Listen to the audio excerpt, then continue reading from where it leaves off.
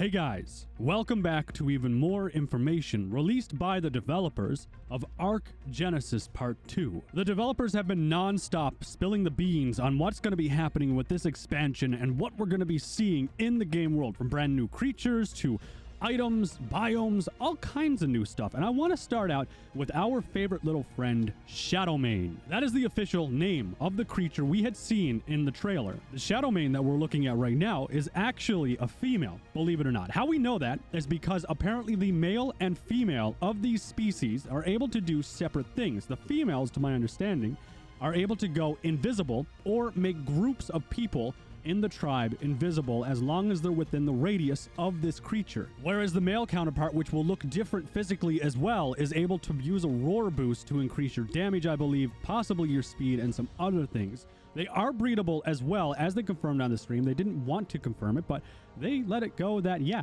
these things are breedable, and they are ambush predators that get buffs from the get-go when you're about to attack a creature or engage in combat. They are also incredibly fast, they have a dash ability, and they can also jump fairly far distances. The devs actually call this creature a must-tame. As well, in the biome that we had been looking at for this creature, we can see it's very aberration inspired. You can see there's aberration creatures even featured in this biome. But I did want to pay note to some things that you guys pointed out from my previous video with the trailer. When you're looking at Shadowmane, obviously, again, this is the female.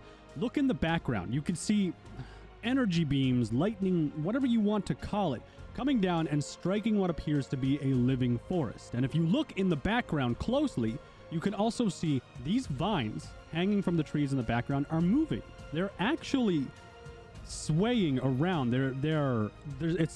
Something is hanging from the trees, or whatever you want to call these things down there. I don't know exactly what it is. I don't know if it's a resource, or maybe it's something you might get stuck on if you run through it. It might be some nasty goo or something, but regardless, those are down there. I wanted to pay special note to those. This is a concept that was shared by the wildcard developers of Shadowmane during the development process. So in my last video, I did a trailer breakdown, and I missed something else. Do you see the red circle right there? Yeah. What does it look like to you? Do you see a Reaper coming down out of the ceiling? Or do you see something more terrifying? Because I see a lot of teeth and something that has the head that resembles a xenomorph almost, in a way. I'm going to revisit the trailer real quick. We need to see if this frame can be cleaned up at all, because it's an interesting find. Maybe it's absolutely nothing. Maybe it's just the way that the terrain is. Who knows? Here we are inside the trailer taking a look. One of the weird creatures, which I would imagine may be revealed. Now, it's a couple frames ahead, I believe, where we see the creature somewhere. I see some distortion right here. This is kind of misleading. It looks like teeth. I don't think that is it. We see more up right here. And I definitely see something up here, but I can't quite differentiate what it might be. And even when you phase out, you still don't really get the opportunity to see exactly what this is. So moving back out, I don't see it just yet. And then right here. So it does appear like it's a Reaper, but I believe that it's just a distortion effect from whatever this creature is supposed to be. It lets out some kind of sound wave attack, and obviously that's meant to, well, mess with you. And this does, at first glance, appear to be a Reaper or something, but over right here, I mean, you can see that it's more than likely just distorted stuff on the ceiling. I figured I'd leave it in here, though, because maybe you guys have different feelings towards it. Maybe you think that it might be a creature or something that's hidden away. I don't know. Oh, great. We got a boring biome. Well, no, it's not a boring biome, because they talk about some minigames that happen within the world, and this ties into the trailer as well, because we get to see this biome in-game, along with the second ring. One is more of an aberration, corrupted ring, and the other one is, well, original ARK, plain Jane, you know, that's what it is. Now we move into Eden. Actual in-game footage of the biome we had just seen, and a Strider. Striders are actually really diverse and interesting because these things can have different attachments. Think of the mech that we got in Extinction. These things can have attachments on their head, they can have them on their stomach, and they can have them on their back. They also get platforms, and they are a perma-tech bed with a portable transmitter. They're also very unique to tame because these creatures, you need to hack them and decrypt the right areas that they have over time. But when you start to hack one, when you start to decrypt whatever it is you need to do, it actually notifies everyone within a certain radius that you're trying to tame a strider. You're trying to hack it, more or less, maybe like a distress type of beacon. They can have different attachments in the way of, well, what we saw, which was the harvesting attachment. From what I understand, we may be able to get some offensive attachments and maybe defensive as well. I'm not really sure what else they may move towards in the direction of this creature, but as it stands, this may be the most diverse creature Genesis will have to offer. As you can see down here in the far right, one of these creatures is seen walking on a platform, and I think there's another one too in frame. I remember seeing two in this particular scene, but I think that those gather resources and gather materials, and then these robots obviously take them unloaded and they bring them to wherever they need to go for assembly or just store them as a resource. And something else that was mentioned as well is the, well, rings themselves. One ring is, well, it appears to not be corrupted by element, and then the other ring appears to be corrupted by element, and it may actually be used as a power source for the ship that we're actually on, because we're on a spaceship. Now we move into the remote camera security system. This one is actually very interesting. You can take these cameras and within a very large radius of the terminal, place them down, put them in different locations, and you can use them to monitor in real time what's happening around your area or around your base. Use it for role-playing as a doorbell for all we care. You can actually also talk through these with your voice. You can whistle dinosaurs within range of the security camera. You can turn generators on and open doors and a bunch of other things if they are in range of this camera. At the very end of the trailer, it's very obvious we are actually using this camera security system to spy on Rockwell and his little friend there. Whether or not it will actually have this little information snippet that comes up and gets readings on creatures and, well, looks like an aimbot overlay, I don't know. But it is kind of cool to see it. It would be a nice system. It has to be remotely triggered because you can't use it whenever you want, but you have to be there using it. It can't just be like a mobile or an automatic security camera to, you know, review footage and stuff like that. It has to be used in real time. But then we get biome-specific creatures, and obviously these creatures are going to be a hot topic for you guys because, well, many of you love taming, and I like taming too, so it works out hand in hand. This is one of the brand new Reaper skins that are shown to be biome-specific, as well as a Dilo. I didn't think that they were going to try and get any crazier than what they had with Aberration, but apparently they really pushed the bar. Speaking of biomes and what we've gotten to see so far, we also get to see this new biome concept too. This is a bridge between two separate locations. You have Eden, which is a very easy starting zone, and then it leads into this area here, which is a little bit more difficult, a little bit more hazardous, and it has one of the two trenches that's actually available on the entire Genesis 2 expansion, being apparently, the second ring has a trench just like this one, but this one leads to the internals of the ships and stuff like that too. You can see everything that's on the inside, running the ship, everything that's operating and doing its stuff pretty much to make sure that the ship is operating. It's running well and smoothly. And now we move into the egg incubator. The egg incubator will give you the stats of an egg before a dinosaur is actually hatched from it. You can decide preemptively if this is a creature you want to continue maturing or if you want to throw away and try again based off of the stats that you get. You also get to see the color regions of the creature that is incubating, so you'll know what it'll look like before it even comes out of the egg. And it also hatches eggs faster. If you were to tune the incubator to the correct temperature required for, say, raptors, and you have it perfect, it's all dialed in, your raptor eggs will hatch incredibly fast. Far, far faster than if you were just doing it out in the wild all willy-nilly like. So there is that as well. That's the egg incubator. You've got the ammo box, which will automatically refill turrets and anything that you're really using that requires a ammo outside of its inventory.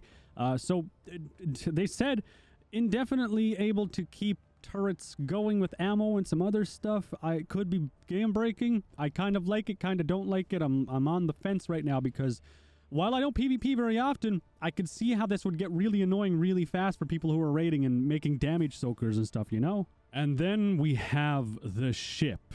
This ship is the map. It is the entirety of what Genesis 2 will take place on. It is the vessel, the life raft, the lifeboat that Rockwell has created. The ship itself is literally miles long, and it appears it may have something to do with RAF, I believe, if memory serves me correctly. And the ship is nearly completely open world, being that the rings you see are the main sections of the map. We play on Eden, or the corrupted version of the world, more or less. There are sections to this ship as well that are off limits per se. You can't actually get to them normally because they are mission areas. They separated the mission areas from the main in-game area. So the errors and issues that we had in Genesis Part 1, where we couldn't build in select zones because they were mission zones, well, there are no build restrictions now. Once you teleport to a mission zone, you're pretty well in a mission zone. You know you're not normally going to build there. But then when you return to the normal map, you are back in your open world experience. But everything takes place on the ship, and there are different dedicated areas on this ship that you will teleport to depending on the missions that you have. In all, it's an absolutely stunning vessel. I'm very curious to see the mechanics of this if you were to no clip out, for instance, and then want to take a look at the ship in a grand scheme, if it's entirely solid, what secrets they have in there, where the boss arena is going to be. I have a lot of questions, and then the planet behind the ship obviously as well, but those are going to have to be answered in a lore video more than likely. The loadout mannequin is going to be something that is instrumental to many of you, and you might not even realize it yet, because this loadout mannequin, well, you can apply armor to it, and then in the top boxes above, you can store items. So you can quite literally, with the push of a button, get an entire loadout. Be it you want to set up a combat loadout, or you want to go out and get your taming loadout, so you need your bow and trank arrows right away, and maybe some more resilient gear, for instance. Or if you want your farming equipment, and it will automatically replace and override your hotbar as well. So anything that you have there is overridden based on the slots that you've selected for your automatic loadout, and then you can go out into the world and do whatever. We also have a brand new mode of transportation. This is the hover sail. It is very similar to the hover skiff as far as controls go, but it is significantly more mobile and very, very portable. These things can also carry up to 2 passengers, and a passenger who sits in the front is able to use a weapon of their choice. These things can also be packed up and put into your inventory for easy storage and easily getting it around. You don't have to leave it out in the open world where someone could try to destroy it or, well, get it lost on you more or less. And these things have an interesting mechanic where as you use them, you have an option to perform tricks. And if you successfully pull off a good trick and you succeed in trying to do that, you will actually get a decent speed bonus that will help you move around the map a little bit faster. Another item that you may want to obtain is going to be the tech bow. This bow is actually really unique and really exciting. You can switch the ammo type that this bow uses with the push of a button, and because it uses element as its resource, as its ammo, it doesn't matter what type of arrow you use or what type of round you decide to fire out of this thing, it's just going to use elements. So you don't need to fill up your inventory with explosive ammo or anything like that, because from what I understand, you can have explosive arrows, flame arrows, possibly trank arrows, metal arrows. I am very curious to know if you have the option for a grappling hook as well. And on top of all of that, the bow has a special ability. If you charge your bow or draw back the string all the way for a certain amount of time, it will actually release the arrow at the speed of a bullet. So now we have another biome concept, and this is Rockwells Garden. And this is also where you will find Shadowmanes. That's where they spawn. We saw this biome in-game in the trailer as well when we had seen the Shadowmane reveal at the very beginning of this video. The idea of this biome is everything is beautiful to the point of being deadly. Everything was manipulated in this biome to be perfect. There is nowhere you can go where you are safe. Everything in this biome, to my knowledge, may be lethal. This is the Federation tech suit. You actually start out with this tech suit at the beginning of Genesis Part 2. Everyone does. It has the ability to fly, and I'm sure other tech abilities too, seeing as tech abilities are enabled everywhere on the map. And this item also doubles as a cosmetic, as an upgraded version of the original tech suit. So you can have a higher quality, better looking version of the tech suit if you would like to use that. I don't know if it uses element, but I do know that it does have some of the core abilities that tech does feature. Next up, we have a canoe. You can deploy it and pick it up as you want in rivers, and it can hold 3 passengers for rowing. That's pretty much it. What do you want from me? Next, we have the Astrodelphis. It is very similar to the space whale, but it's basically like comparing a dolphin to a whale. This creature will share some similarities though, and it does have the ability, special abilities, to avoid and dodge attacks. It's also stated that apparently it's going to have laser cannons that instant hit if you are aiming at the target dead on. It is also a very strong anti-air fighter, and it counters the Tropio as well. Apparently it gets a really special saddle, but they wouldn't really tell us too many details about it. Something about it changing from propulsion to flight and stuff to go faster and higher, and yeah, that. Next up, we have the minigun. It is handheld, or you can deploy it as a turret on the tripod. Now, you can use this and fire from the hip. Takes a moment to wind up and start spewing out all that hot lead, but it will do some significant damage to anything in its path. If you use it for too long, though, it will overheat, and then you have a lot of downtime. Gotta wait for it to cool down and all of that stuff. But it was confirmed these things may be incredibly OP against bosses, and, well, anything really that would be powerful. If you want, you could take it, throw it down, it goes onto a tripod, and then you can control it remotely from a joystick as well. And because it's on the tripod, it will be infinitely more accurate, so it will be able to rip through everything in full auto in seconds with no real worry for kickback or missing your shots. Also holds a lot of ammo. The next item we have is the tech pistol. It shoots a laser or phaser beam, whatever you want to call it, and it has 3 different modes. The modes are damage, healing, and stun. Damage obviously means it will kill your opponent. Stun, well, it will stun people, or I assume dinosaurs, and the more people you have with this tech pistol using the same mode as, stun, well then it's going to have a compounded effect more or less, so it'll be more effective, but only up to a certain point. After a certain point, it's no longer useful, and also, once you stun something, it becomes invulnerable for an amount of time. Diminishing returns. It also has healing, obviously. The healing is stackable, but it's limited to how many people are allowed to use it at the exact same time on the same target, and the weapon uses element to function. The next biome concept is Rockwells Inners. This is quite literally a biome that is made of Rockwell's guts. You see Rockwell on the ship, well, he is consuming the ship. He is becoming the ship. He is corrupting the ship. When you enter this area here, at the very core of the ship, where all of the corruption lies, you are entering Rockwell. This is more than likely where your final battle will go. This is more than likely where ARK as a game will end as well. And we see the final, everything to do with ARK and these Genesis parts we've been playing through. Along the way as well in this zone, you will find out exactly what's up with Rockwell's Garden and how he made everything there through experiments with element as well. Now we move into the tech crop plot. It's basically the exact same thing as the normal crop plot. It's just tech, so it does everything better, as you already know. The cool thing about this, though, is that it will make plants grow faster through enhancements with tech. It has a much larger storage to collect anything that you may have growing that needs to get into that inventory and stuff. And they also hold significantly more water, so they'll be more resilient in harsh biomes. And interestingly enough, too, this crop plot doesn't require sunlight, so you can grow things in caves. That sounds like a pretty good deal. I like the idea of gardening in a nice, cold, damp, dark cave somewhere in the middle of Rockwell's asshole, which I assume is the boss arena of this expansion. The last creature we're going to talk about is the Noglin. I'm sure many of you, if not all of you, already know about this creature, its special ability and all that stuff, but we're going to do a quick little thing and go down through it because I want to, okay? Sue me. All right. This creature has mind control capability. It can take control of a human, or it can take control of a dinosaur. I think to some extent the dinosaur has to be torped or weakened to some level, I believe, and obviously there are restrictions with this as well. It's also a shoulder-mounted pet.